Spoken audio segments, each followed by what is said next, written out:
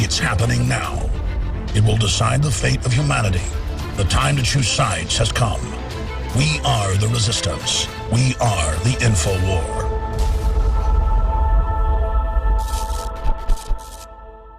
Welcome to the InfoWars Nightly News. It is Tuesday, September 30th, 2014, and I'm Leanne McAdoo. Here's what's coming up tonight. Tonight, has Ebola's patient zero arrived in Dallas? Then, guess who's monitoring Twitter and Facebook? And why has the president missed over half of his daily briefings? That's next on the InfoWars Nightly News. They're trying to say they want to run down our God, Obama, who's the puppet frontman for the globalists. They're saying they want to run him down. It's so bad, ladies and gentlemen. The CDC has confirmed today the first diagnosed Ebola case in the United States. The bottom line here is that I have no doubt that we will control this importation or this case of Ebola so that it does not spread widely in this country. It is certainly possible that someone who had contact with this individual, a family member or other individual, could develop Ebola in the coming weeks. But there is no doubt in my mind that we will stop it here. So the hospital says that the patient was admitted based on symptoms and, of course, his travel history, and that they've been following proper quarantine procedures as well as proper testing outlined by the CDC. But take a look at the timeline. Now, he returned to Texas from West Africa. He's here visiting family members and didn't start showing symptoms until 4 or 5 days later, but didn't start seeking treatment until the 26th. And they report that he has been isolated since the 29th. So there was a few days there where this patient is out amongst the regular people there in the hospital. Were they already putting the proper protocol in place at that point? But also, the Star-Telegram is reporting that Dallas-Fort Worth Airport has no direct flights to or from Africa, so if this patient were flying, he would have had to make another connection. But they're not really concerned right now with the travel itinerary, not too concerned if other people coming from West Africa could also be exhibiting these signs of this sickness. But one thing that they do confirm is that he is here visiting his family members, and his family members have come in contact with this virus. The patient was visiting family members and staying with family members who live in this country. We will contact anyone who we think has any likelihood of having had an exposure to the individual while they were infectious. At this point, that does not include anyone who might have traveled with him because he was not infectious at that time. Now, this announcement of the first diagnosed case of Ebola in the United States comes just days after a German virologist announced that 5 million people would die in Ebola-infected nations within Africa. Now, despite attempts to reassure the public that there's nothing to worry about, the United States government has been preparing for an outbreak for months. We have been reporting about the inordinate amount of emergency supply requests that they have been making as well earlier this month. 160,000 hazmat suits were purchased, and the CDC is saying there's nothing to worry about. We can definitely control this virus. Don't you worry. But just a few days ago, the CDC was issuing warnings to funeral homes about how to prepare for Ebola victims. They gave a 3-page list of recommendations instructing funeral workers to wear protective gear while handling Ebola victims, as well as warning them to not carry out autopsies or to embalm corpses. And the station reporting this asks, if the outbreak of this potentially deadly virus is in West Africa, why are funeral homes in America being given guidelines? And of course, that's a great question. Once again, officials are really keen to stress that there's nothing to worry about. There's no cause for alarm. They want to keep the public, just calm and satiated here. But our big question is, they've been preparing for this for months. They've ordered the hazmat suits. And just late July, the president altered the existing orders that allow him to quarantine and detain well persons, as in addition to people that might be exhibiting flu-like symptoms. So the question is, will the CDC activate emergency measures after this Ebola case has been confirmed in the United States? Now, currently, plans on the record allow for the quarantine of well persons as well as those who do not show symptoms of the virus.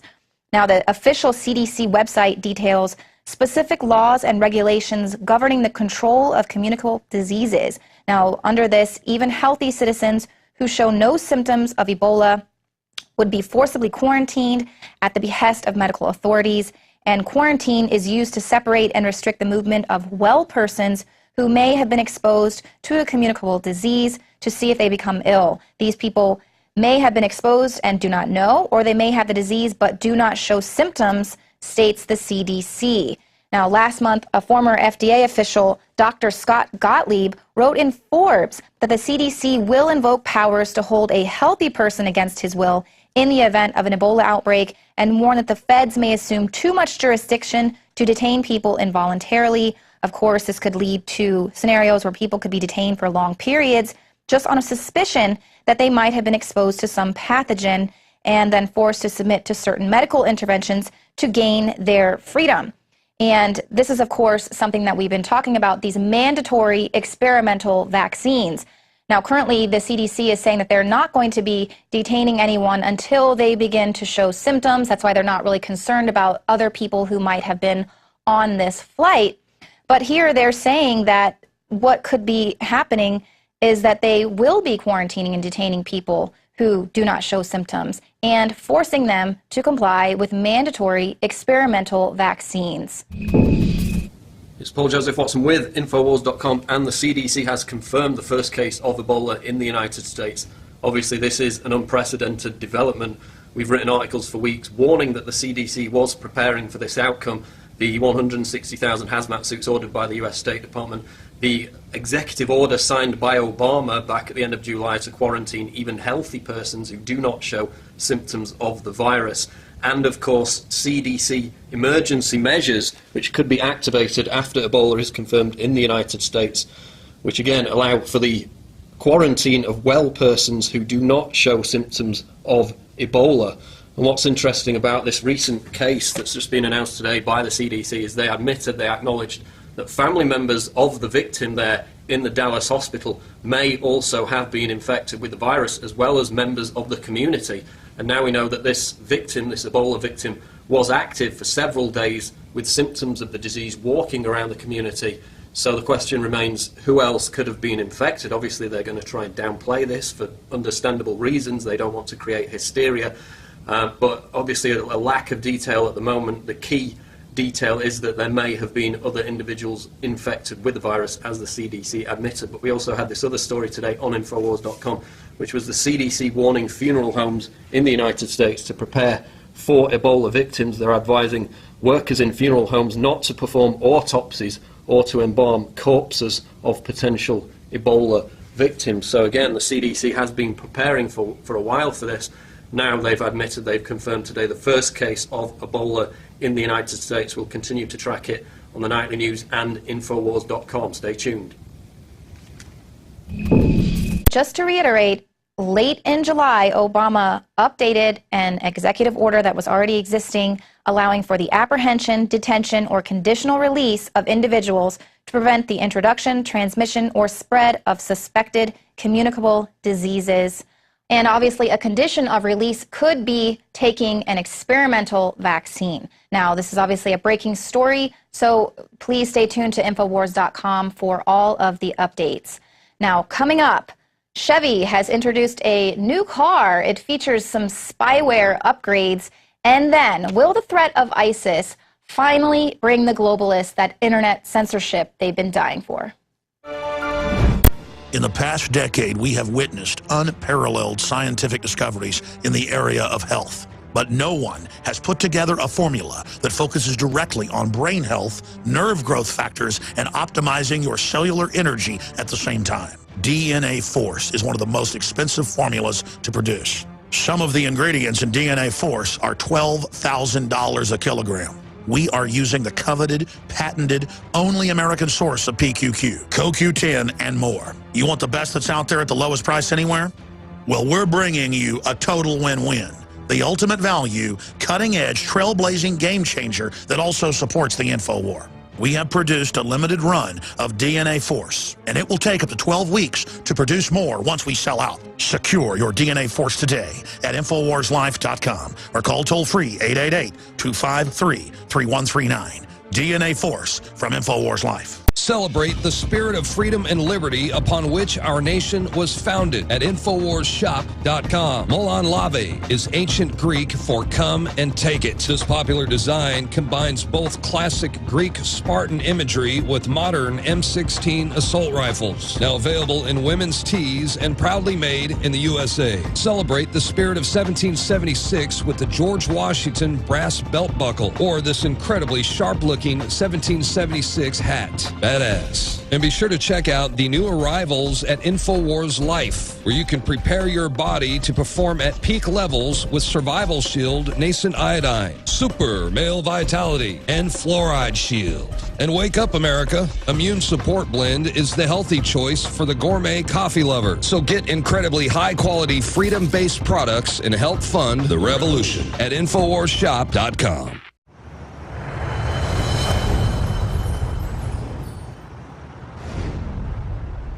I'm Joe Biggs with InfoWars.com.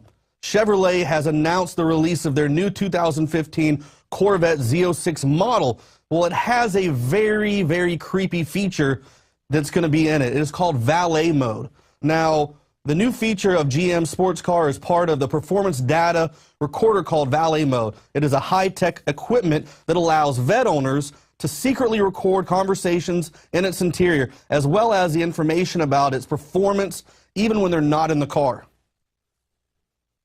Think about that. Your car is going to spy on you. Whatever conversations you have, whatever it is you do, they're recording it, they are listening to it. Now listen to this.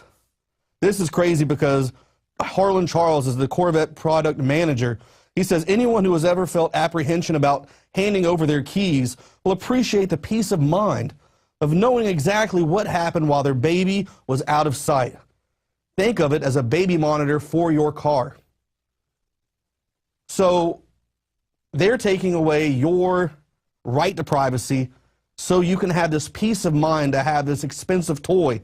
They're using it under the beard that when you go and take your fancy brand new Chevy Corvette to a restaurant, to a club, and valet has it, it's to give you peace of mind because in case they decide to go on a joyride, it's not because they want to store and collect data on you and find out what it is you do, because the kind of people who drive Corvettes usually are going to have a lot of money, probably work in some kind of business, something like that. So it's a good, valuable tool for the NSA to be able to secretly snoop in on your conversations because it records all data. We all know these cars have built-in telephones. So the NSA can listen in to your calls now. We already know, I showed you the video last week of my Samsung Galaxy, how inside the user agreement, it's saying that the NSA can spy on you and they're not liable for any data loss, anything like that. So one of the things that's happening right now, RT wrote an article saying Little Spy Corvette, GM's new high-tech recorder, illegal in many states. So it's illegal to record people without them knowing about it. But I'm pretty sure there's going to be something in that user agreement when you buy your car, you'll sign that privacy away, or that right to privacy away, and they'll be allowed to use that as a way to get through the legal court systems right here. But right now they're saying General Motors is scrambling to prevent owners of the 2015 Corvette from breaking the law with the car's high-tech recording device. So apparently the company never got the memo that secret recordings are illegal in many states. This truly is an Orwellian age that we live in. Don't let the new trendy, cool Corvette be a tool to take your liberties away, your right to privacy. I'm Joe Biggs with InfoWars.com.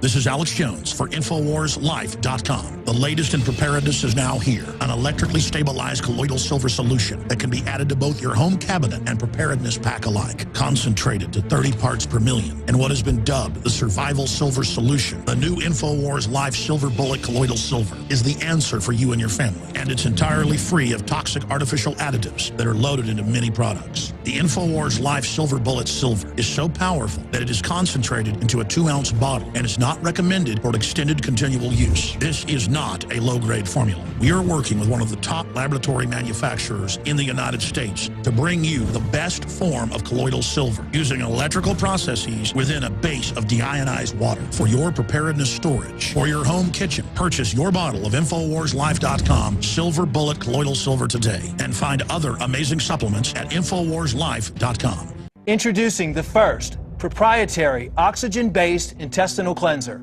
Oxy Powder. Backed by FDA-approved phase 1, 2, and 3 clinical trials. All the toxins from the air, the food, the water, ultimately ends up in the gut or affects the gut. Take your health into your own hands and start cleansing your body today with Oxy Powder. Secure your Oxy Powder today at InfoWarsLife.com. That's InfoWarsLife.com. Well, it's not just Obama's Secret Service detail that is under fire. No, it's also the intelligence community. That's right, the intelligence community whose omnipresence is so necessary to stop terrorism. Well, now the president is blaming the intelligence community for failing to inform him of the growing threat of ISIS. I think our head of the intelligence community, Jim Clapper, has acknowledged that I think they underestimated what had been taking place in Syria. I mean, he didn't say that we underestimated ISIL. He said we overestimated the ability and the will of our allies, the Iraqi army. That's absolutely true. So this is the president's modus operandi. He puts the blame on the subordinates and then hopes that the American public is just so gullible that we are going to believe that he has absolutely no idea what's going on inside his administration. How many times have we heard him say, oh, that he heard about the latest scandal in his administration from the news? I just heard about it a few days ago from news reports. Well, now the intelligence community is having none of this blame. According to the head of the House Intelligence Committee, Mike Rogers, while the president was comparing ISIS terrorists to the JV squad, U.S. intelligence officials were warning that the threat was real and imminent. Rogers said that for over a year, U.S. intelligence agencies specifically warned that ISIL was taking advantage of the situation in Syria to recruit members and provoke violence that would spill over into Iraq and the rest of the region. He said this was not an intelligence community failure, but a failure by policymakers to confront the threat. He said that they repeatedly warned that the Iraq security forces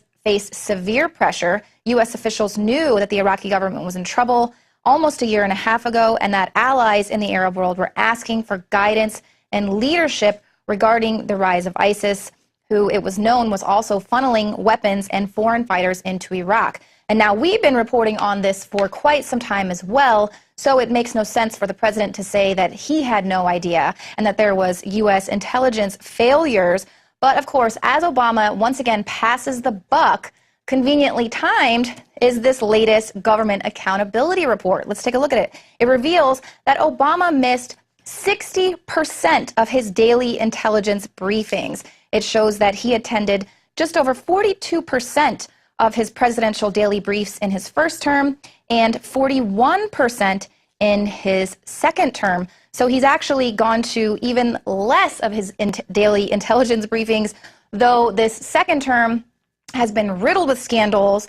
He's been provoking war with Russia and Syria. Now, of course, we are fighting ISIS and Al-Qaeda in Iraq. Troops have been sent to Africa to fight Ebola. But, you know, the president, he's got things to do. You know, what does he have to do? When is he going to take a little bit of accountability?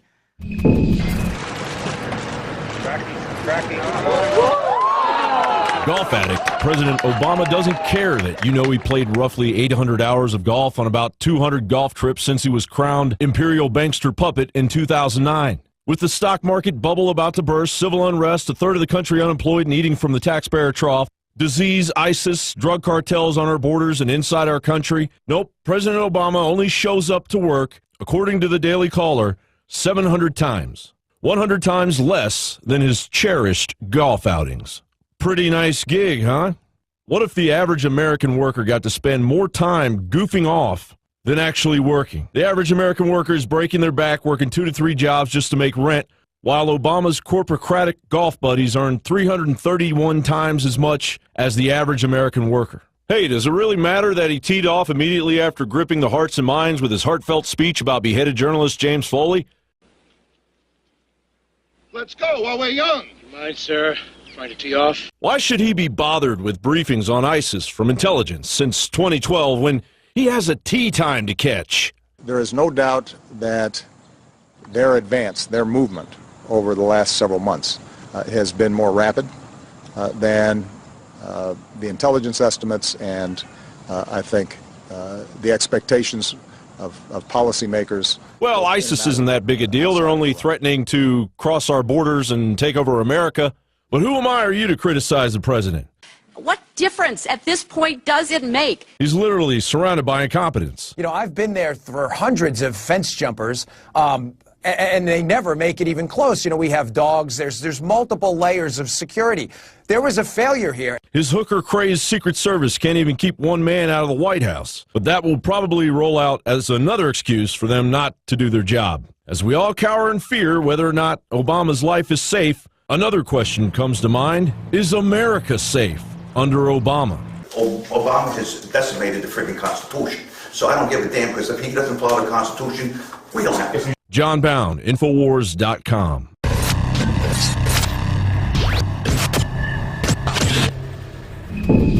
Now, with ISIS continuing to utilize social media in order to push their ideology and to recruit new members, governments are trying to figure out how to stifle their reach. And of course, that comes with censoring the internet. Now, in the UK, if conservatives win the election, they are set to announce new extremist disruption orders.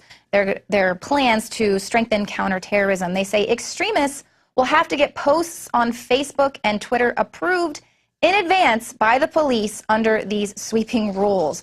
Now, these plans are going to allow judges to ban people from broadcasting or protesting in certain places, as well as associating with specific people if they represent a threat to the functioning of democracy. Now, these plans are to be brought in if the conservatives win the election in May, and they are part of a wide-ranging set of rules to strengthen the government's counterterrorism strategy.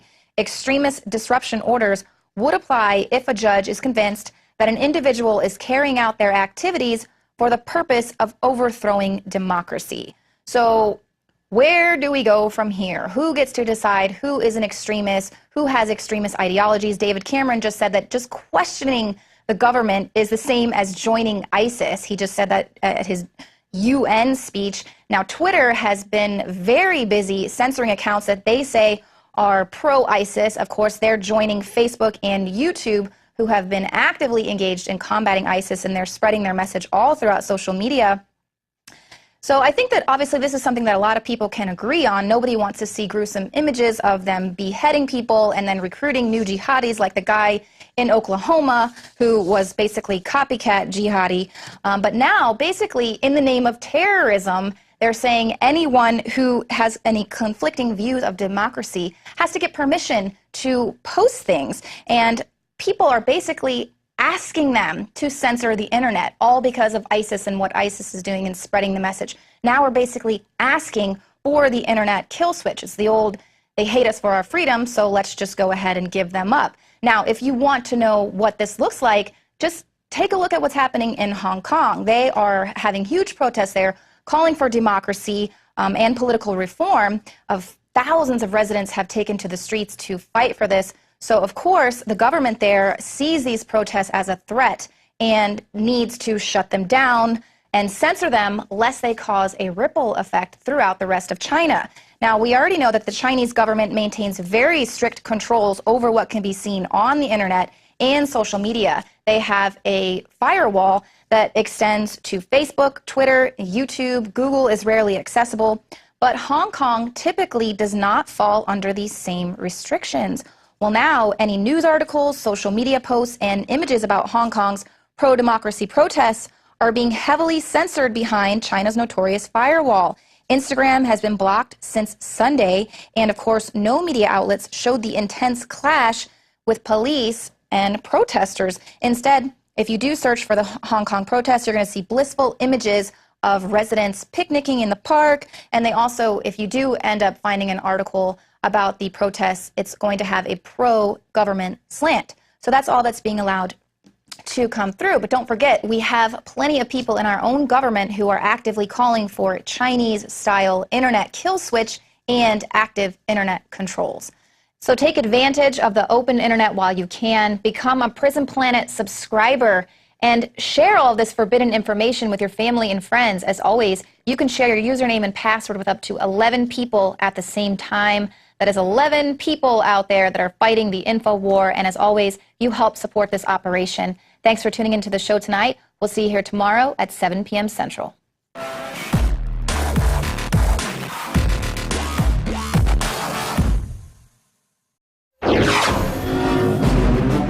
Good evening, everyone. I'm Darren McBreen, and here are some of today's top stories that are breaking right now at INFOWARS.com. The Centers for Disease Control confirmed today that Ebola has hit the United States as the Texas Health Presbyterian Hospital in Dallas admits their first victim. The patient's recent travel history suggests that the victim arrived from one of the African countries hit by the virus. The Reverend Al Sharpton may pick the next Attorney General. The former coke dealer and government informant is reportedly engaged in immediate conversations with the White House to negotiate a successor to Eric Holder. And a whistleblower releases secret tapes exposing Federal Reserve corruption as the cozy relationship between banks too big to jail and the privately owned Federal Reserve can no longer be called just a conspiracy theory.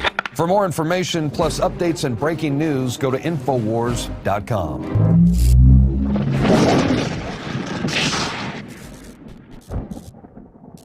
I began to get into iodine a few years ago because it was helping me and my family so much get healthy and detoxify. I believe our research is conclusive. This is the best iodine out there. And I know this for a fact. Nobody else has got iodine based on these pure crystals, ladies and gentlemen. For a limited time, experience the ancient power of Survival Shield X2. Take advantage of this unprecedented 30% off Super Detox Special at InfoWarsLive.com. You are watching the InfoWars Nightly News, which airs 7 p.m. Central at InfoWarsNews.com. Members can share their passcode with up to 11 other people, and your support is helping us defend liberty worldwide.